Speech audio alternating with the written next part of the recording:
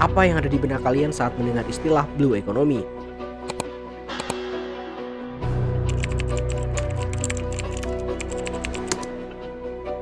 Secara definisi, blue economy adalah konsep pemanfaatan sumber daya laut secara berkelanjutan untuk meningkatkan kesejahteraan masyarakat, pertumbuhan ekonomi, dan menjaga kesehatan ekosistem laut. Blue economy bukan hanya sekedar tren baru, tapi konsep yang makin hari makin relevan, terutama bagi kita yang hidup di negara kepulauan seperti di Indonesia. Potensi sumber daya kelautan dan perikanan Indonesia yang melimpah menjadi tanggung jawab besar kita untuk bersama menjaga kelestarian laut dan keberlanjutan sumber daya ikan di dalamnya. Kementerian Kelautan dan Perikanan di bawah kepemimpinan Menteri Sakti Wahyu Trenggono mengimplementasikan prinsip ekonomi biru pada tata kelola sektor kelautan dan perikanan sebagai bentuk komitmen Indonesia pada dunia. KKP sebagai instansi yang paling bertanggung jawab di bidang kelautan dan perikanan terus menjunjung konsentrasinya kepada gagasan blue economy. Setidaknya ada 5 strategi blue economy yang diluncurkan KKP, yaitu yang pertama memperluas kawasan konservasi laut, kedua penangkapan ikan terukur berbasis kuota, yang ketiga pengembangan budidaya laut, pesisir dan daratan yang berkelanjutan, keempat pengawasan dan pengendalian kawasan pesisir dan pulau-pulau kecil, dan yang kelima pembersihan sampah plastik di laut. Tapi keseriusan yang disampaikan KKP di muka publik seakan berbanding terbalik dengan tren penelitian dengan topik blue economy di Indonesia.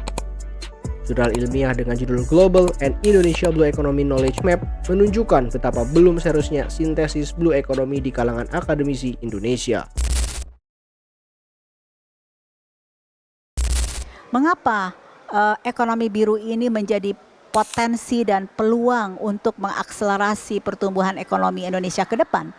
Karena kita tahu bahwa Indonesia ini adalah negara Nusantara, negara kepulauan yang 65% areanya terdiri dari laut. Nah, tetapi potensi laut ini belum kita optimalkan dengan baik. Padahal kita tahu kalau sumber daya laut ini kita manfaatkan secara ekonomi, ini bisa menjadi sumber pertumbuhan baru buat perekonomian Indonesia ke depan. Contoh, ini yang hari ini. Blue economy bukan hanya sekedar istilah keren. Ini karena laut adalah salah satu ekosistem paling penting di dunia. Terdapat lebih dari 3 miliar orang menggantungkan hidupnya pada laut sebagai sumber protein utama. Selain itu, sektor perikanan, pariwisata, dan energi terbarukan menyumbang triliunan dolar ke ekonomi global setiap tahunnya. Tapi saat ini, laut sedang menghadapi masalah besar. Penangkapan ikan yang berlebihan, pencemaran plastik, hingga perubahan iklim sudah mulai merusak ekosistem laut. Jika tidak segera diatasi, dampaknya bukan hanya sekedar kehilangan sumber daya, tapi juga krisis sosial ekonomi secara global.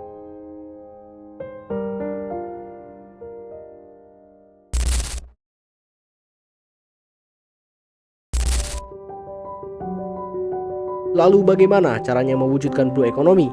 Salah satu kuncinya adalah pada riset dan publikasi ilmiah. Riset menyediakan data dan wawasan untuk memahami ekosistem laut, potensi ekonomi, hingga dampak dari aktivitas manusia. Sementara publikasi ilmiah di sisi lain adalah cara kita membagikan temuan tentang sintesis lokal blue economy ke seluruh dunia. Dikutip dari jurnal, sejak tahun 2011 sampai 2023, ada lebih dari 563 dokumen yang diterbitkan di pangkalan data Scopus. Fokusnya beragam, mulai dari indikator keberlanjutan, inovasi teknologi, hingga mekanisme investasi yang berkelanjutan. Negara-negara seperti Amerika Serikat, Australia, dan Inggris menjadi pemimpin dalam penelitian ini, dan salah satu jurnal paling produktif adalah Marine Policy.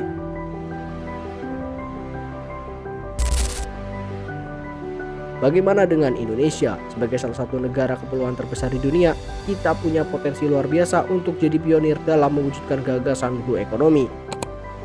Tapi sayangnya, kontribusi kita dalam publikasi global baru sebesar 2,3% di periode 2011 sampai 2023 yang terindeks dalam jurnal Scopus. Fokus riset kita juga masih cenderung pada tata kelola, memberdayakan masyarakat, dan pariwisata berbasis kelautan. Paradigmanya sungguh berbeda dengan penelitian yang dilakukan oleh dunia. Minimnya kontribusi riset Indonesia menandakan keseriusan kita terhadap blue economy terbilang belum cukup memadai. Lalu jika tanpa adanya riset dan publikasi yang komprehensif dan dapat dipertanggungjawabkan secara ilmiah, arah kebijakan Blue Economy Indonesia akan didasarkan atas apa? Ini adalah pertanyaan mendasar yang harus kita resapi bersama.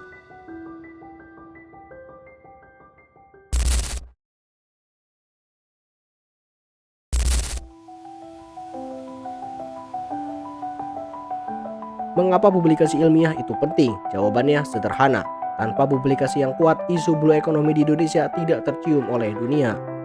Sebagai negara dengan potensi kemaritiman yang tinggi, radar dunia terhadap blue economy harus selalu tertuju ke Indonesia. Jangan sampai justru lesu dan Indonesia tidak menjadi laboratorium dunia dalam pembangunan sektor kemaritiman yang berkelanjutan. Minimnya publikasi Indonesia terhadap blue economy menunjukkan beberapa hal seperti masih kurangnya kapasitas riset di bidang blue economy, rendahnya dukungan dana untuk penelitian kelautan, dan kurangnya koordinasi antara institusi riset dan pemerintah. Padahal, sekali lagi, tanpa riset yang kuat, kebijakan yang dibuat seringkali menjadi kurang tepat sasaran. Publikasi ilmiah juga membantu menarik perhatian investor global dan menciptakan kolaborasi internasional. Minimnya publikasi ini juga berisiko membuat Indonesia kehilangan peluang besar untuk menjadi pemimpin di sektor maritim. Pada akhirnya, kita memang punya laut, punya sumber daya, dan punya tenaga kerja. Tapi yang paling penting, kita sangat memerlukan data dan ilmu pengetahuan untuk mengoptimalkannya. Maka riset dan publikasi ilmiah tentang blue economy menjadi sangat penting untuk Indonesia.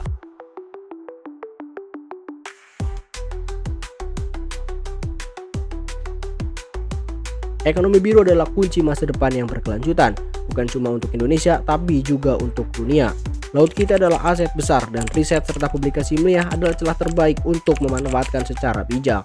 Indonesia punya potensi besar, tapi kontribusi kita di tingkat global masih minim. Kedepan kita perlu memperkuat kapasitas riset, mendorong lebih banyak publikasi ilmiah, dan membangun kolaborasi internasional. Kalau kita bisa mengintegrasikan wawasan global dengan kearifan lokal, Indonesia bisa menjadi pemimpin dalam membangun blue economy dunia.